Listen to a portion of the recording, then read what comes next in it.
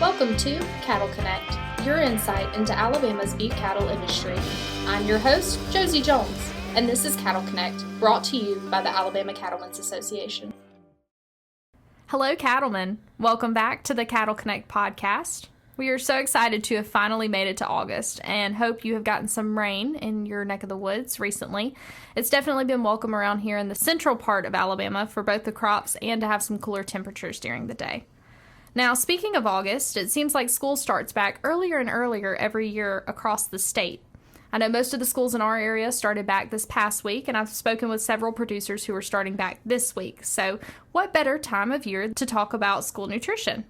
I'm here today with our very special guest, Beth Spratt from the Alabama Department of Agriculture and Industries. Beth is an agriculture development specialist for the department, where she primarily focuses on ag promotions through programs like the Alabama Farm to School program. Thanks for joining us today, Beth. Thank you for having me. Happy to be here. We're very excited to have you. Today we're going to talk all things school nutrition, particularly about some of the programs in Alabama, like the Farm to School program, that work to provide fresh foods to Alabama students. We're also going to talk, as the Alabama Cattlemen's Association, about how beef fits into that picture to provide our youth with the nutrients that they need to grow and learn. But before we jump into all of that, Beth, I would love for our listeners to get to know you a little bit better. So can you tell us a little bit about your backstory, your role in agriculture, and how you got to the position today?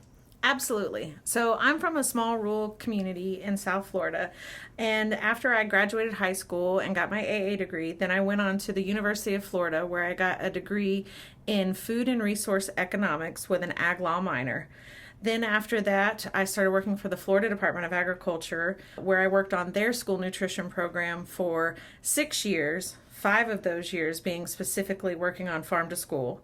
And then I got recruited to Alabama, and I've been here since April of 2020, and I've been happy ever since. We've really enjoyed having you here.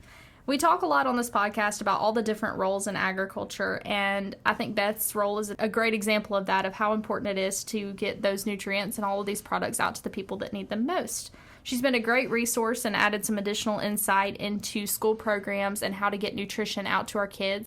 So she's really been a great partner to work with as I've gotten used to my role here and kind of gotten into that aspect of things. Speaking of all things nutrition requirements and back to school, what are a few of the numbers as far as back to school and school nutrition that people may not know about? Well, honestly, they're very staggering. We know that there are over 1,200 cafeterias throughout the state of Alabama that are participating in the National School Lunch Program.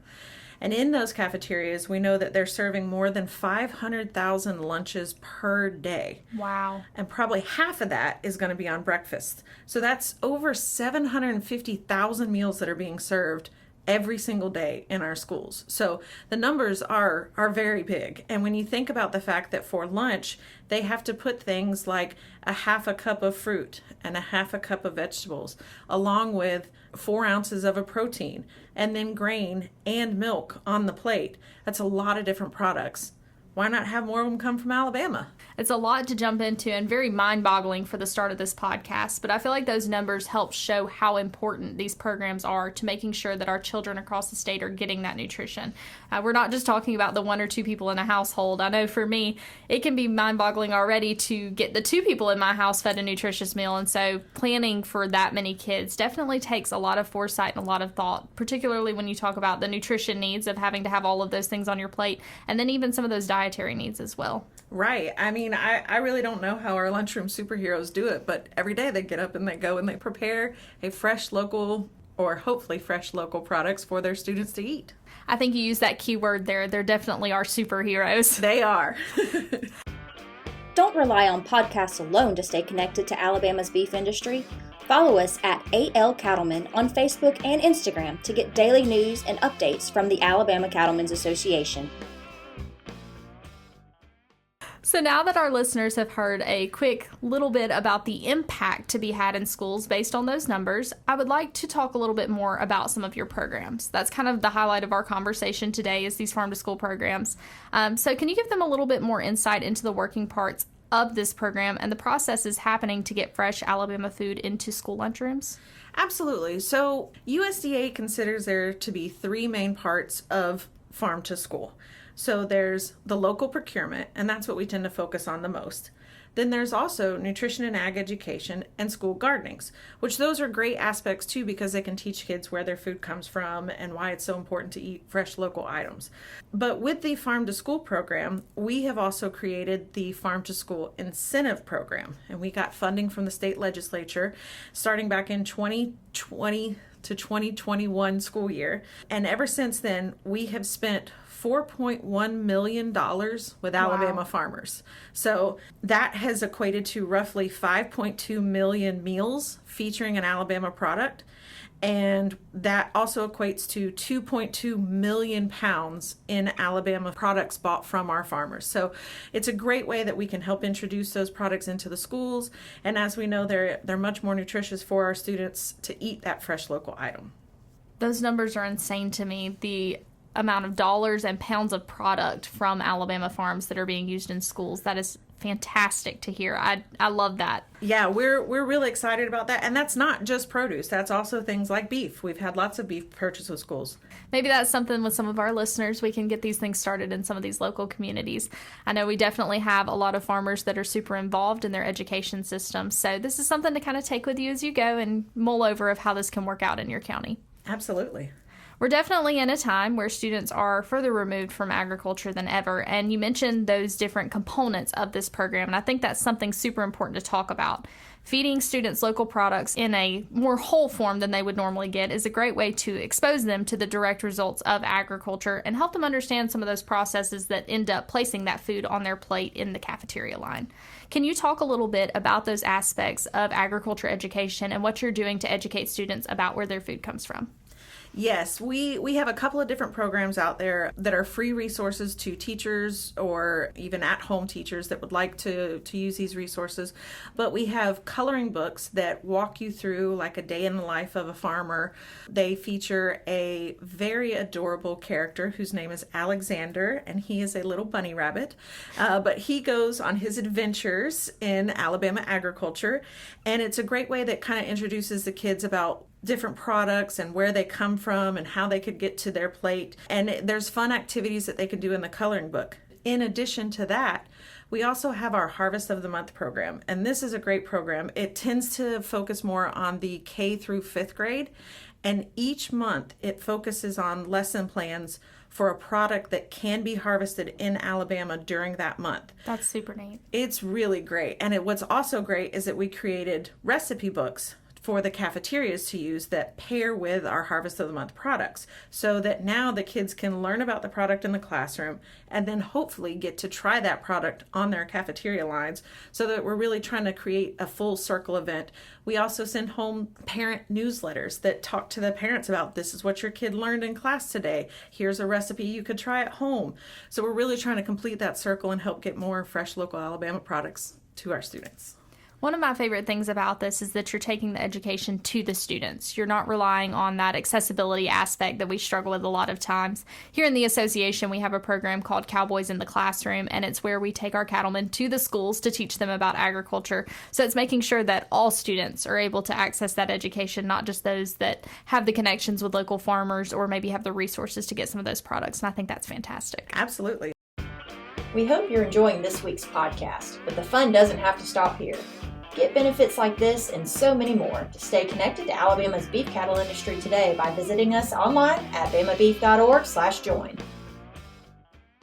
And this goes well beyond the teaching aspect of agriculture. We know our students need proper nutrition to be able to learn and grow. That's what we want them to be doing as kids. And so we recognize this. Me personally, on the beef front, when we're talking about beef, we have protein, iron, zinc, and B vitamins, just to name a few. They're all super important for brain development and physical growth. On average, adolescents ages 10 to 19 years old gain 15 to 20% of their final adult height and 40 to 50% of their adult weight.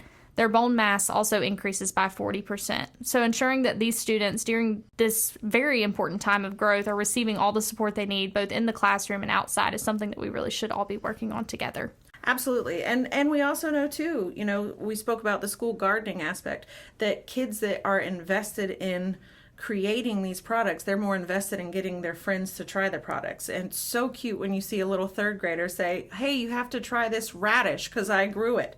And they get excited about it. So I think once they get excited about those products that they've grown, then they're more interested to try them, and it just really builds upon itself. I definitely know some parents that would be very excited about that too, because I'm sure they have way fewer fights at the dinner table over who has to eat their broccoli. Absolutely. So for anyone listening who is already involved in education, whether that be someone that works in a lunchroom, a teacher, or someone on a board, how can they opt in to participate in farm to school programming? Well, that's a great question. There really is no quote unquote opting in or signing up or anything like that. It's literally as simple as, do you have a local item that's on your plate? Or did you decide to plant a school garden?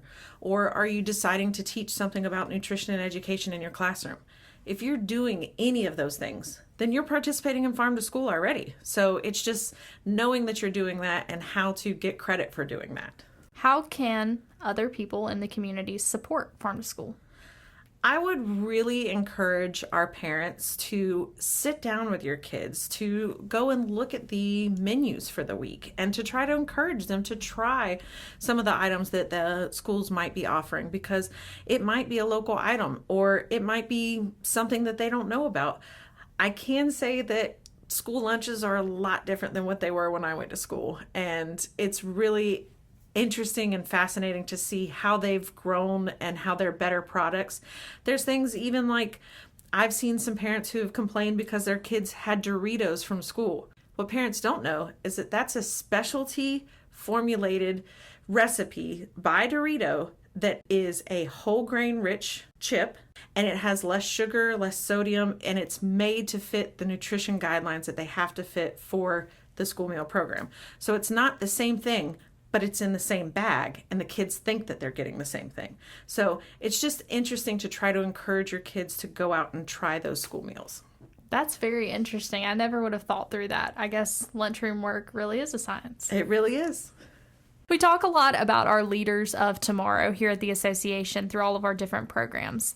I know we're getting close to the end of the episode today, but I love how we have talked about the importance of these school programs and feeding our kids the nutrients they need to grow, and also tying in that agriculture aspect. They're definitely two things that go hand in hand that a lot of people don't realize, so I appreciate you talking about those things. Absolutely. Before we go, though, I would love to know, what exciting things do you have in store for these programs? Well, so October is always a very exciting month for us. It is National Farm to School Month. It is also National School Lunch Week. That would be the 14th through the 18th of October.